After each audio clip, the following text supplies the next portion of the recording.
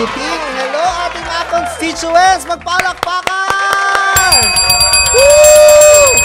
Ayan, nandito na naman tayo sa isang episode ng Kags Help with Chino Liu. Ako po ang yung pod, Kags Chino. At ngayon ay marami tayong mga ginagawa dahil kakastart lang po ng buwan ng Setyembre. Ano ba meron pag September? September 3 ngayon. So, Burr months. Naririnig niyo ba yun? Jose Maricha. Tapos wala pa lang tutugtog doon. Ayan. So, Burr month, September 3, birthday din ng ex ko. Ayan. So, ang happy-happy lang kasi tayo ay nasa Q4. Tama ba? Yeah. Q4. Hindi pa, Kags. Hindi pa ba? End ng Q3. End of Q3. O, ano yung end of Q3? Start September. of Q4. October ang Q4. Okay na yan, pa-Q4 na. So, Pa-Q rin po kayo, Kags. ha? Pa-Q4 din po Pa-Q4 kayo. din kayong lahat. So, ayan, napakasaya dahil in a few months' time, Swabe at mabilis ang access, kaya hindi ka mabibitin sa good vibes. Bisitahin lamang ang official websites ng Bingo Plus, Arena Plus at GameZone para ma-download ang apps. tayo ay makakaranas na naman ng mga holiday, mga traffic, mga Christmas parties. Birthday ko din sa November, so sana magka-season 2 to. Bingo Plus, baka naman. Yan. So, ano ba? Mga suggestions, comments, ipasok na yan, Tanod. Grabe naman yung Tanod, parang di nagtatrabaho. Apakaganda, apakabango. Ayan. So, wait lang, nabobobo ako. Kaya ba today, Kags? Ayan! Okay, so, ito ay isang sulat galing sa ating constituent. May confession ako. Naiinis ako sa nanay ko na sobrang relihiyosa. Same. Same. Ayoko maging retirement plan. Ano kaya to? Galing kami sa mahirap na pamilya. So, nanay ko lang halos nagtaguyod sa amin hanggang makapagtapos ako ng pag-aaral. Medyo successful naman pagka-graduate, so pinagpatayo ko siya ng maliit na business since nasa late 40s pa lang naman siya. Kainan ng merienda, maliit lang, Kags. Ito na nga ang problema.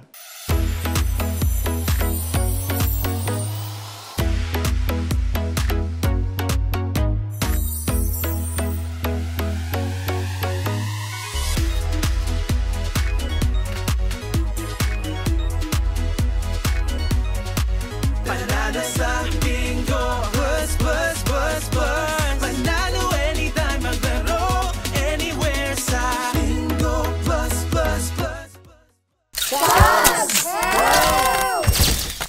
Dahil sa religion niya, gusto niyang palitan yung mga paninda na may baboy.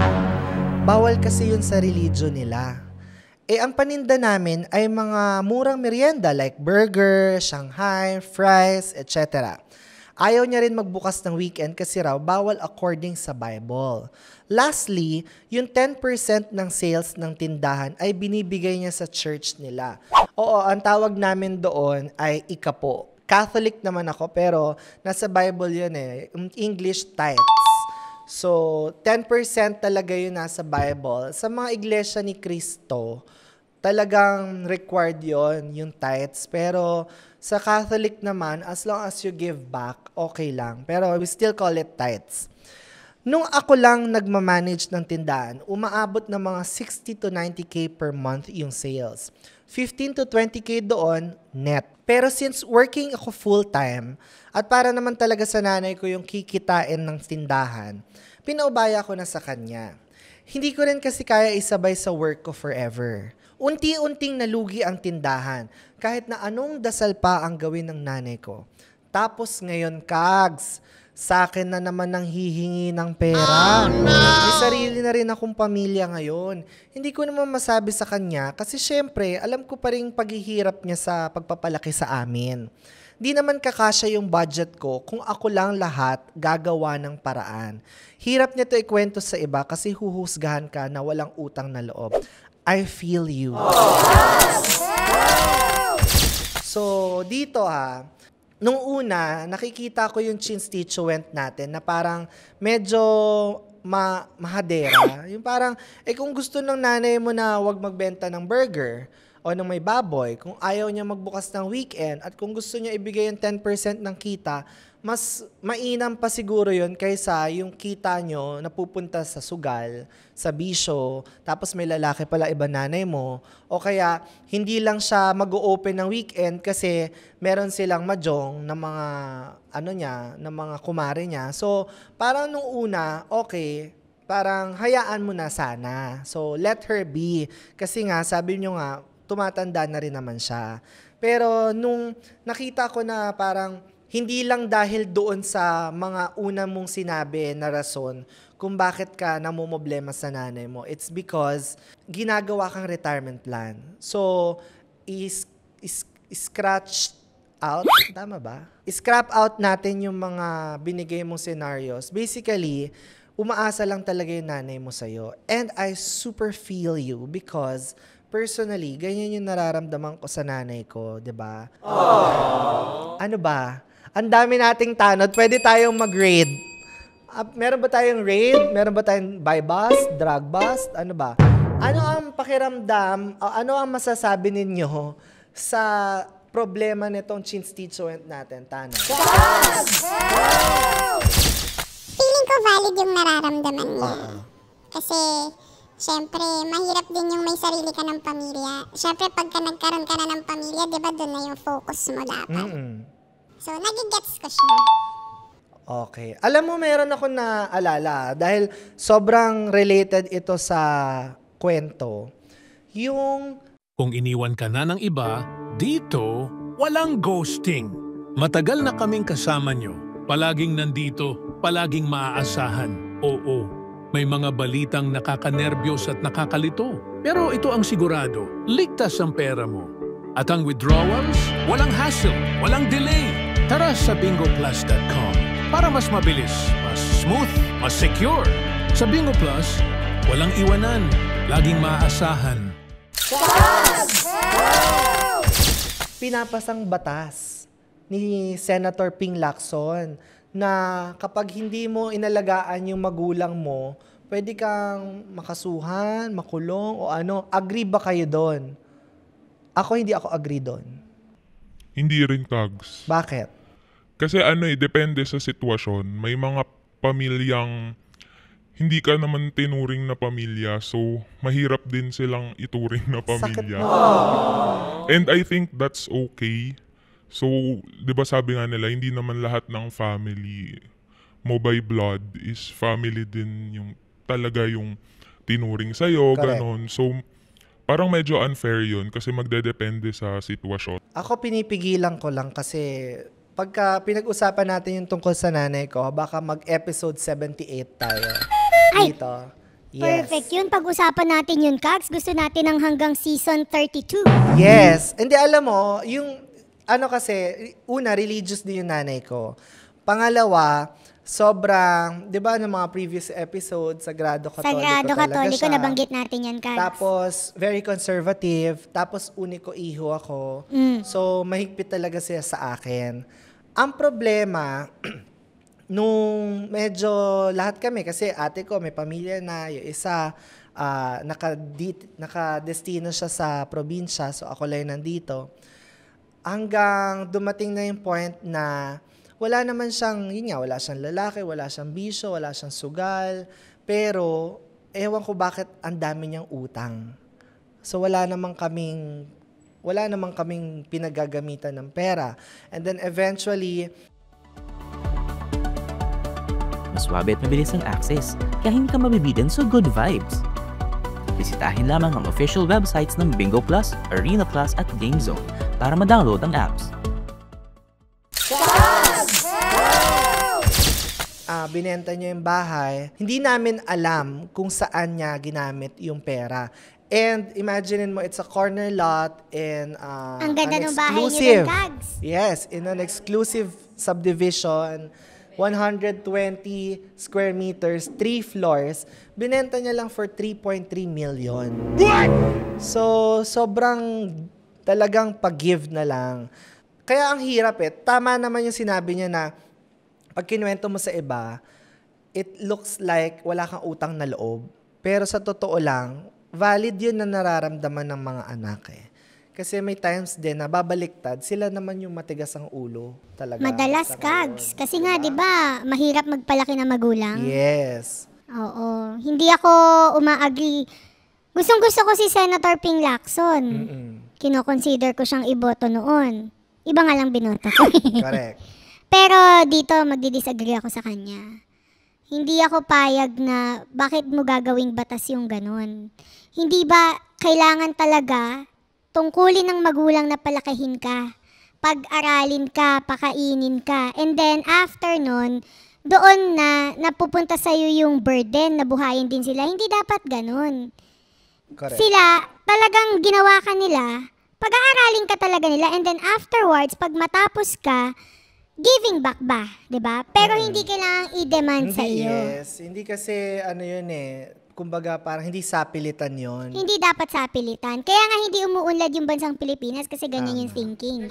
Pero tingnan mo sa ibang bansa. O, 'di ba? Agree ang lahat ng mga That's the sad katanod. reality Kasi alam mo, pagka nag-asawa kayo, tapos nagkaanak kayo, talagang pag-aaralin nyo, bubuhayin nyo, and then let them fly. Diba? Yes. Pagka 18 na sila, let them fly kung anong gusto nila sa buhay nila. But, dapat malaman nyo rin, maintindihan nyo rin, kayong mga mag-asawa, na sabihin mo, after 3 anak, at lahat sila nagsipagtandaan na, kailangan may sapat kayong pera to sustain yourselves. Kasi hindi natin sila kailangang i-demand na buhayin kanila or magbayad sila ng utang na loob. Kung magbigay, thank you. Kung wala, hayaan nyo. Diba? Kags, input ko lang dun. Balita, trending, tugtugan, trabaho, gadgets, pati ang trip mo. Lahat nagbabago. Pero ang sayang kinagisnan, hindi nag-iiba yan. Dumadami man ang paraan ng pag-e-enjoy, lagi nyo kaming maaasahan. Secure ang bawat cash in at withdrawal, kaya safe ang perang pinagpapaguran. Mas swabe ang access, kaya hindi ka mabibitin sa good vibes. Mula noon hanggang ngayon, magkasalot tayo sa bawat panalo. Kaya nagpapalit-palit man ang uso, isa lang ang sigurado, tuloy-tuloy ang saya kasama ang Bingo Plus, Arena Plus at Game Zone.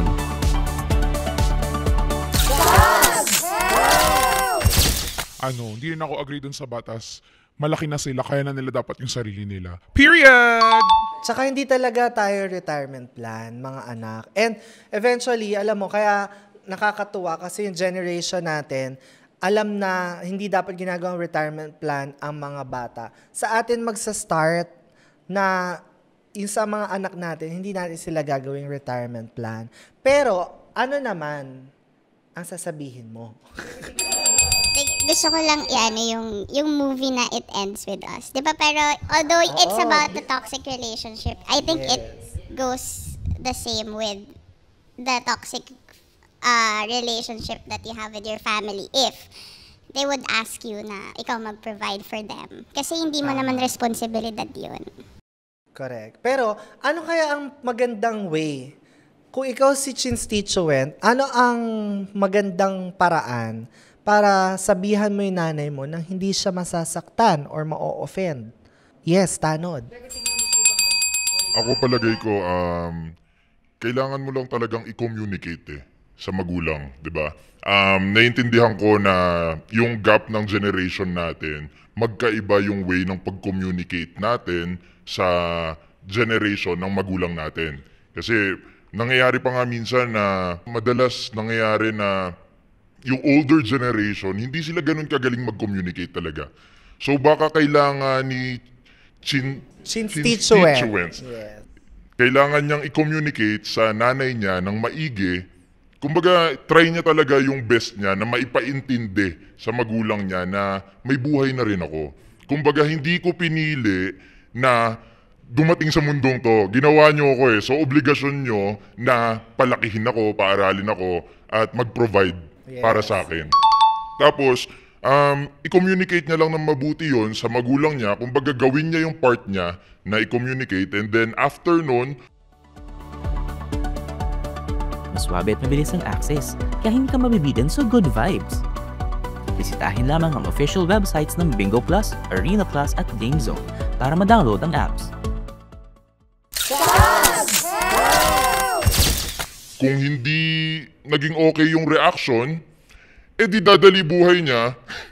Kumbaga, di magkaaway na sila. Kapag magkaaway na sila, tapos na yung problema niya. Correct. Diba? Hindi, actually, alam mo, na-experience ko yan. May time na kinausap ko yung nanay ko na pabalang. Yung parang, saan mo ba dadalhin tong bahay? Ano bang gagawin mo? Ba't kailangan mo ibenta to? Blah, blah, blah. Hindi nag-work. Tapos tinry ko yung, ma, ipaintindi mo naman sa amin. Anong gagawin mo? Saan mapupunta? Kasi ang hirap mag-downgrade. Dapat upgrade. Kung nakamotor ka, dapat sasakyan ka na. Kung nag-rent ka, bahay ka na. Ganun. Hindi pa rin nag-work. So, ang ending, pinatapon ko siya ngayon sa Silang. Yes, nasa Silang Cavite na siya. So, doon na siya, bahala siya, malamigan sa Tagaytay. Yes, tanod! Eto meron ako ipo-point out dito. So, ang nanay ko lang halos nagtaguyod sa amin. So, nasaan yung mga kapatid mo in this equation? 'Di ba? Nasaan? Kasi baka mamaya, OA lang ito si constituent natin na feeling niya, hero siya na ako lang kailangan lahat. Yung mga kapatid ko. 'Di ba? Kasi sa amin, hindi ako yung ganon. Yung ate kong pangalawa, siya ang talagang nakakatawa kasi siya nagbabayad ng insurance ng nanay ko kasi biglang winidraw ng nanay ko. Tapos sabi ng nanay ko, hindi ko alam kung sino nag-withdraw. Pero siya ang nakapirma. 'Di ba? Ngayon, kumuha ng bago insurance, ate ko ang nagbabayad, pero yung panganay namin ang beneficiary. Di ba masakit yun? Masakit yun sa ate ko, di ba? Kaso ako, wala naman akong pakialam sa kanila, di ba? So, bahala na lang. Good call out yon, Kags. Nasaan nga yung mga kapatid sa equation? Correct. Eto, mai-relate ko lang dun sa napagdaanan ko. Balita, trending, tugtugan, trabaho, gadgets, pati ang trip mo. Lahat nagbabago. Pero ang sayang kinagisnan, hindi nag-iiba yan. Dumadami man ang paraan ng pag-e-enjoy, lagi nyo kaming maaasahan. Secure ang bawat cash in at withdrawal, kaya safe ang perang pinagpapaguran. Mas swabe ang access, kaya hindi ka mabibitin sa good vibes. Mula noon hanggang ngayon, magkasalot tayo sa bawat panalo. Kaya nagpapalit-palit man ang uso, isa lang ang sigurado, tuloy-tuloy ang saya kasama ang Bingo Plus, Arena Plus at GameZone.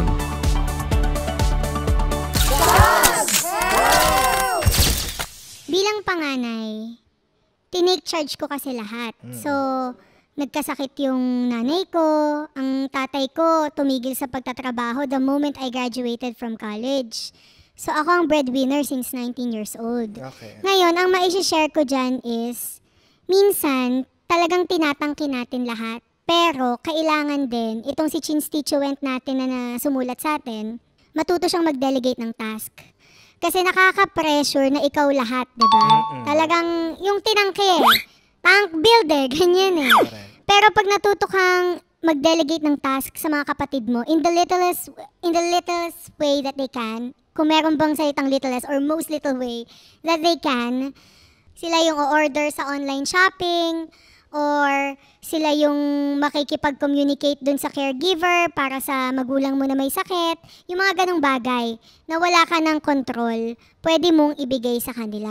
Lalo pat halimbawa nung time na may sakit yung nanay ko, wala naman ako sa Pilipinas, Kags. Yes. Kaya yun yung ginawa naming effort, team effort siya. Kaya naging successful.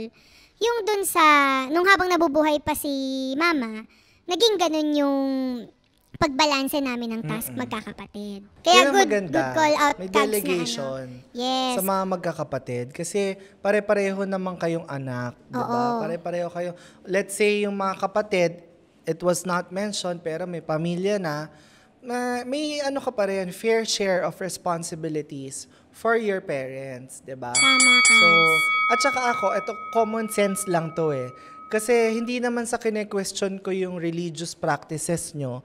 Pero kung kayo mismo sa sarili ninyo, wala kayong pera pang spend for yourselves, bakit ka pa magbibigay sa simbahan? May point ba ako? Tama yun, Kags, Diba? ha? Parang Nakapagtaka. kung wala kang pera pang pa-donate, kung wala kang pera sa pang-araw-araw, sa pamalengke, sa renta, sa grocery, di wag ka magbigay sa tithes. 'Di ba? So, eto masyadong kasi parang naniniwala tayo masyado sa hindi naman nga kine-question yung faith or yung pananampalataya, pero feeling ko naman maiintindihan ng Diyos kung wala kang pangkain dyan Baka sinasabi ni Lord, unahin mo muna yung sarili mo. Di ba? Tama, Kags. Eto, may tanod tayo bago. Ang gwapo, Kags. Sabi, Single kaya yan, Kags? hindi ko alam kung single. Single ka ba? Yes po. Ayan, single. Kags, ba't ikaw yung masaya? Ba't ikaw yung masaya na single siya? Hindi ako masaya na single siya. Wala akong ganun. Hindi, ano masasabi mo dito sa storya ni Constituent? Mas swabe at mabilis ang access, kaya hindi ka mabibitin sa good vibes. Bisitahin lamang ang official websites ng Bingo Plus, Arena Plus at GameZone para ma-download ang apps. Hindi, actually, agree naman ako mostly dun sa thoughts ng mga nandito. Kasi, una, siguro, we're part of the new generation na rin. So, siguro, kaya ganun din yung thoughts namin about it. So, mas maganda nga sana kung hintayin na lang magkusa kaysa yung i-enforce siya na gawing pwersahan. Para at least mas genuine yung mapakita nating love and support sa magulang natin. Dahil ginagawa natin yun dahil mahal natin sila and nag-give back for all the things na ginawa natin. So, yun. Sana bigyan lang tayo ng free will, wag lang gawing pwersahan.